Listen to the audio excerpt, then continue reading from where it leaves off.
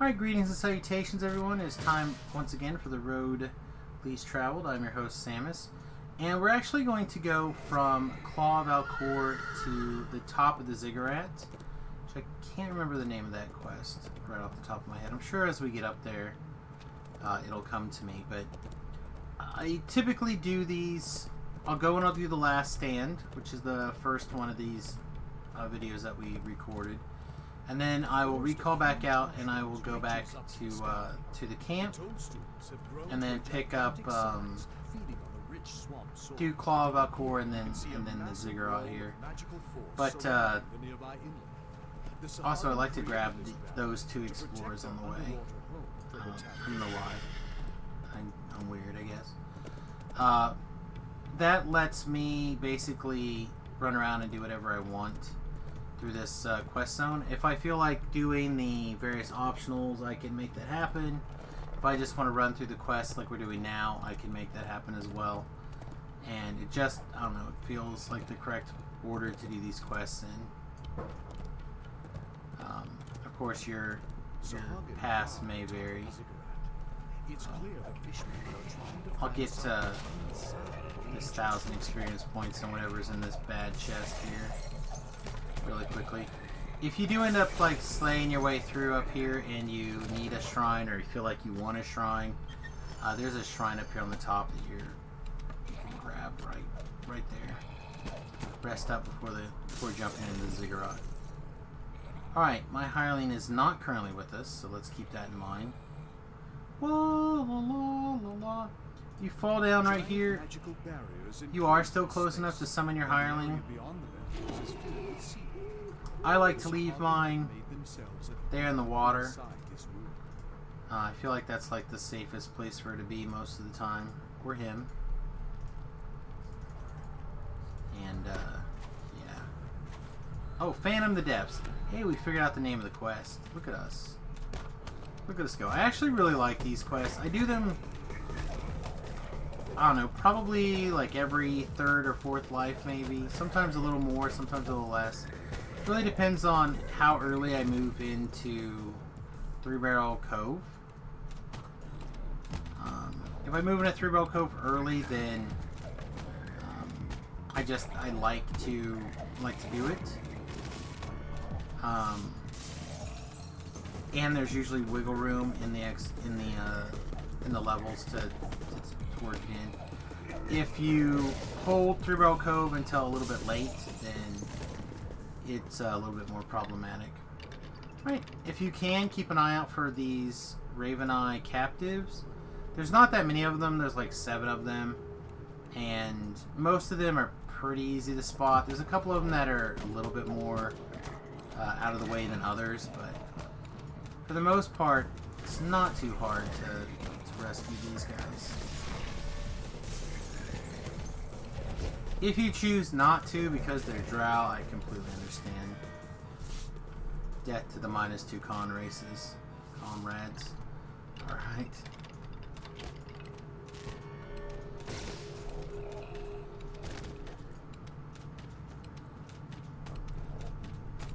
Alright, we're slowly working our way around. There's a lever around this direction that we need to pull. We'll abort and work on this Phantom Reaper instead.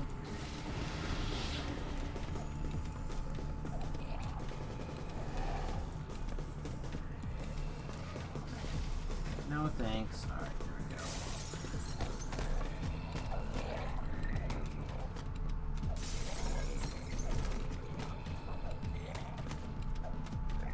Alright, you see all these skeleton, or I guess they're zombies, all these bodies on the ground?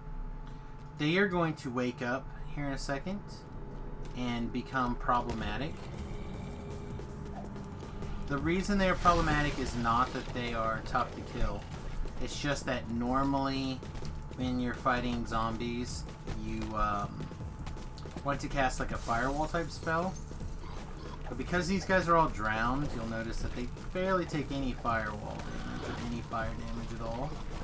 However, they love taking electric damage and cold damage, so it does kind of work out for us.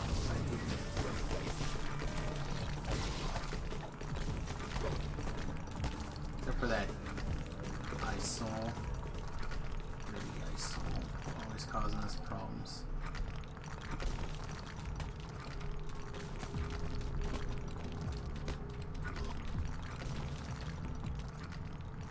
Alright, so now that we got that lever pulled, we can go up and around. A couple more guys up here. But, an important couple of things to keep in mind.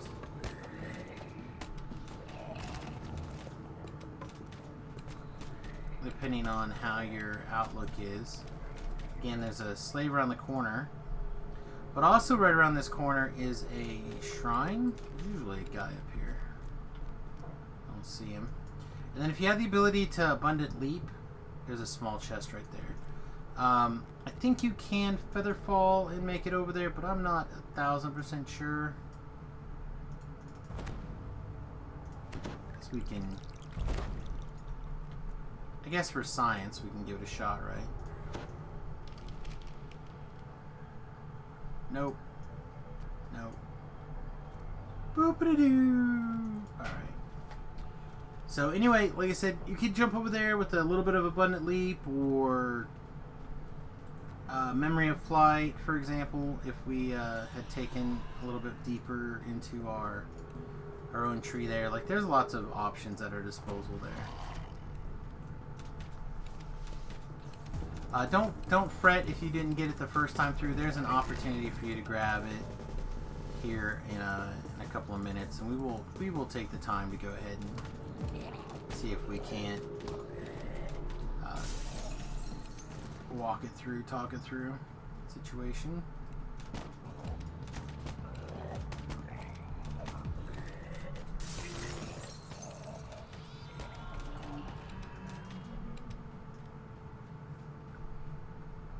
Oh, so much shame. Don't make me put a featherful item on game. Alright, there we go. We're gonna get this treasure chest really quickly here. Alright, so we have one more captive left. That guy will be down here in the middle mini-boss. Alright, perfect. The switch that controls the magical barriers is nearby, guarded by several fierce. Alright, so in case you haven't been paying attention to the quest, we want to flick the switch and lower all these force fields so we can proceed through the dungeon with post haste. We want to do all this in a very particular order. We want to loot our treasure chest, make sure that we're healed, and then if you are on a normal mission, typically this is where someone will de-door and everyone will jump through except for one guy who will hit this lever and then jump through. We are not going to do that. We are going to stand here like a crazy person and swim through the quest as is our way. So what we're looking for is a ring of lights, which I do not see. Oh, there we go. There it is. This way is like a little bit of a swim. There's quite a few trap boxes along the way. There's quite a few extra mobs to kill along the way. But realistically, it's just a long version of taking a detour. So if you can detour, unless you just really want the full trap bonus, and the traps are just kind of here and there and everywhere, I would not screw around with it personally. I would just leave. Alright, here is actually a relatively interesting, let me refresh the page here, we're getting a page loading there, but a little bit interesting of a fight here. You have the skeletons and a couple of will-o-wisps.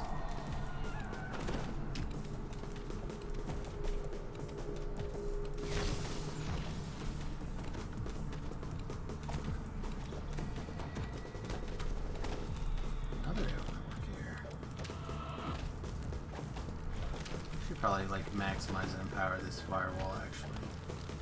We're not going to do that much damage with it anyway. We might as well make it as big as we can make it.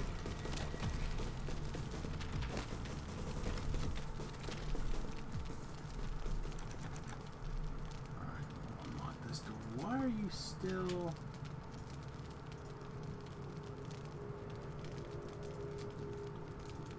Still acting weird?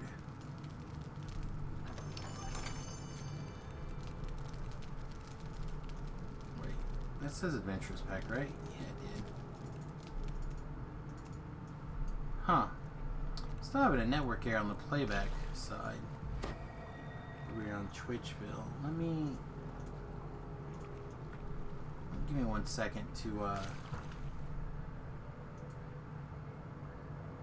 check the playback here through Restream, please. Alright. So we come out of that optional area. Okay, it's going. And then we'll swim this direction. Should be another trap up here any second.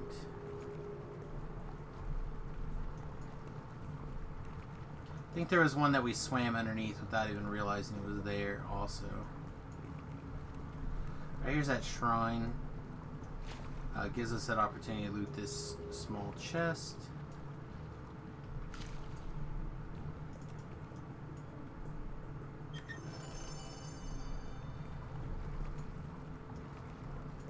Right, shrine if you want to. I'm not going to bother.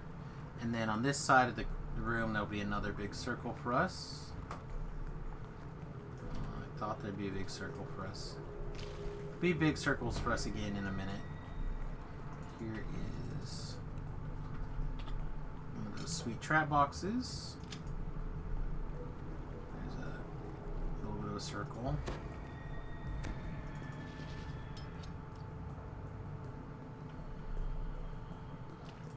I love it when they don't want to give you the trap box. Isn't that your favorite? Alright, we got a couple of rats right here and then a couple of water elementals. Again, nothing complicated or anything like that. There's a complicated fight coming up at the very end, but it's after the end fight, so again, you don't really have to worry about it. Speaking of, how is our trap bonus? Still just 10%. There's those water elementals I was talking about before.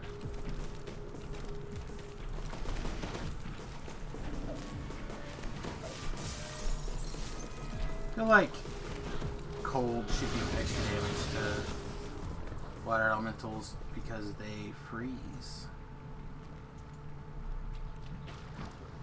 Alas, that is not the case.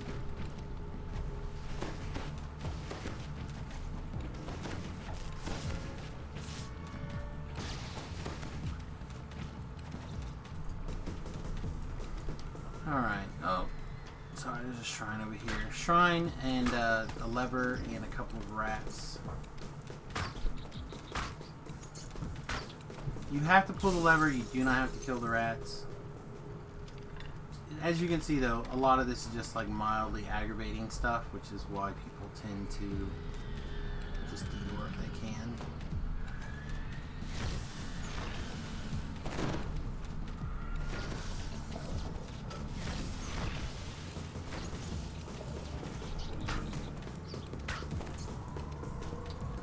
I don't think there's anything up this way, but you're wrong, so yeah, there's nothing that way.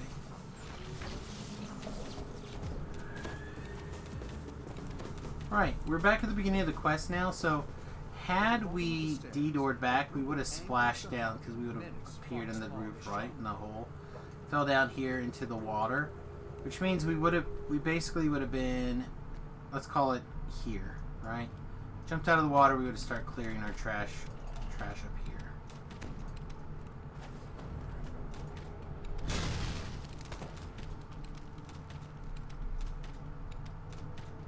So the last, I don't know, what, 4 minutes perhaps, you could have detoured through.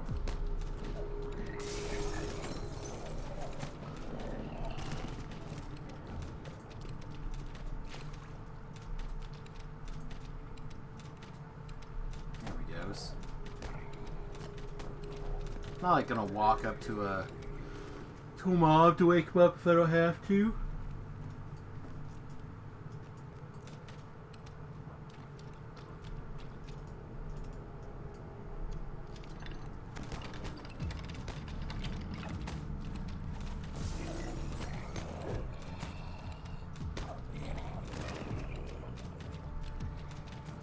These mages right here on the corner are actually pretty tough. Ball lightning,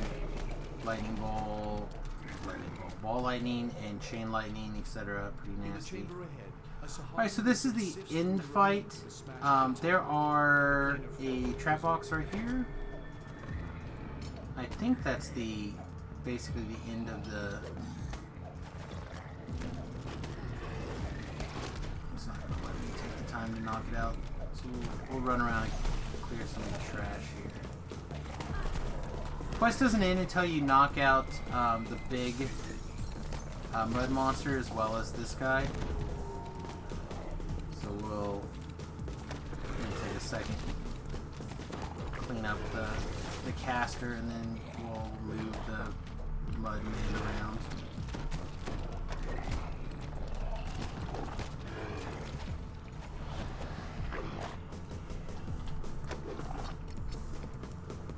There's a trap. That took us up to Ingenious. Excellent.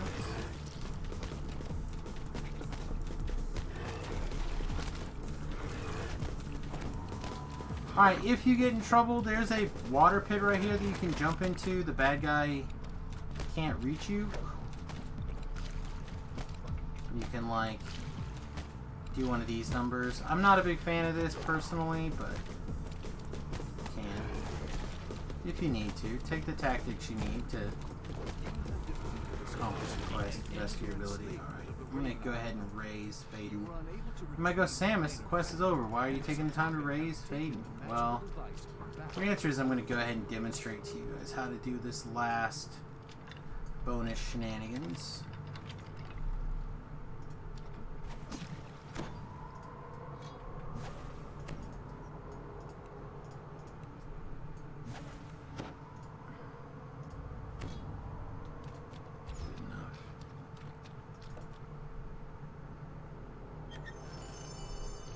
Alright, so what is this bonus shenanigans I speak of? So we have to slay the treasure guardian here.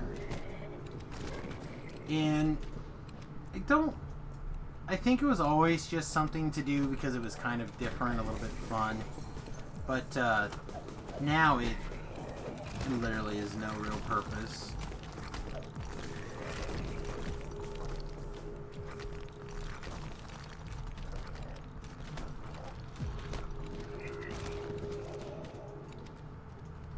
So, there's all these little buttons down here that we have to turn off, and there is a gelatinous cube running around those buttons, turning them back on. Alright? There's a bunch in the middle, there's a bunch all the way around, so we're just going to hit the button and do our best to kind of hit them all.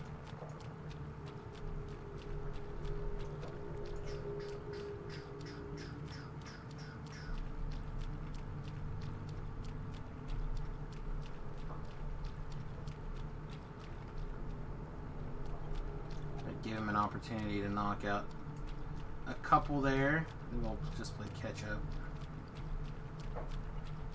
There we go.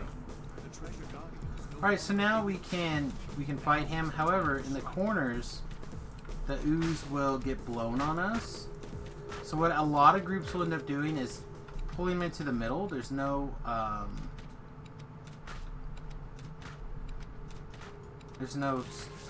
blowing going on right there, and also a large portion of the group will end up staying like up in the middle or something.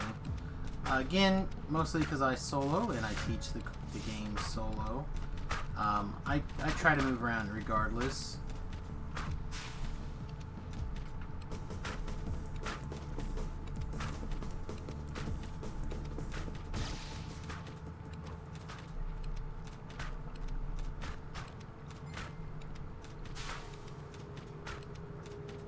But I certainly do understand why, you know, some people do like to move around.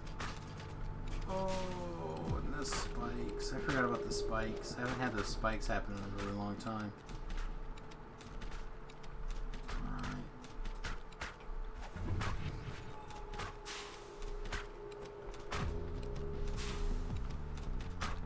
And 1,000 hit points left. 900, 600, 500, 300, 200, and game is done. It was kind of fun. Alright, so you'll notice that he drops a chest out of his body. If this chest is unreachable, don't panic.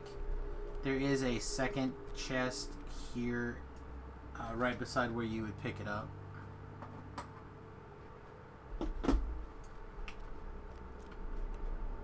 Right here, to pick up that key so you can get it, even though you may not be able to access that guy's treasure chest before. It's actually happened quite a few times that he will spawn in a position where you can't reach him.